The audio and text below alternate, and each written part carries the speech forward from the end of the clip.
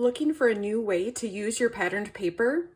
Hi, I'm Jessica Taylor from Ink It Up with Jessica, and in this video I'm going to show you how to make a card base with your 12 by 12 patterned paper. If you're using a single-sided patterned paper, you can use any piece that you want. But if you're using a double-sided designer series paper, you'll want to find two back-to-back patterns that look good together. This card was inspired by the card on the front of a Stampin' Up! Catalog. Isn't it beautiful? When I went to make my card and I pulled out the pretty paper that I wanted to use for the front, I saw that the other side was pretty too. And so I wanted to show off both sides. So I decided to cut my card base out of patterned paper instead of cardstock.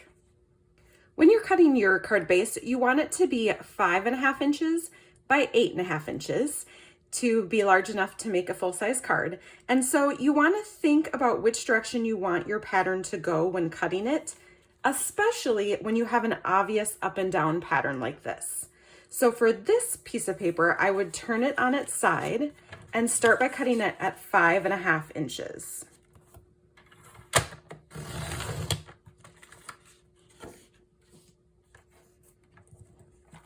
Then I'm going to pull the arm of my paper cutter out.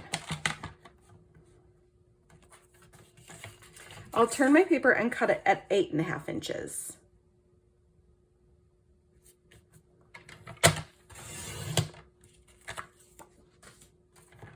Then you can either fold this in half or you can start by scoring it at 4.25 inches. So this is the beginnings of your card base, and we just need to fold it on that score line, or again, fold it in half.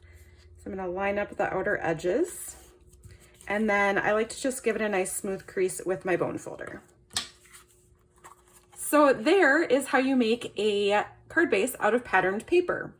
Now, because this is a little bit flimsier than a cardstock, I did want to add something a little bit heftier on the inside. So I added a white that's nice to write on, and then I added a matte behind it in a coordinating color. My white matte is 3.75 inches by 5 inches. And then I can just add a little bit of adhesive on the back of that and tape that to my matte. That is 3 7/8 inches by 5 1/8 inch. And then I'll just tape that to the inside of my card base. And that will just make it a little bit sturdier.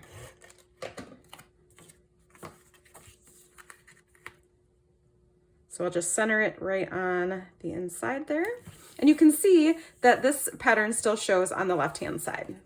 So on that inside piece, you could also stamp a greeting, or you could add a little bit of your patterned paper on the inside. You could also cut out a single flower in this case, or an ornament in this case. Then you'll just decorate the front of your card however you like. Now go grab a piece of patterned paper and give this technique a try. If you like this video, please give it a thumbs up and be sure to subscribe for more card making videos. If you'd like another way to show off both sides of your patterned paper without using quite so much of it on one card, you're going to want to watch this video.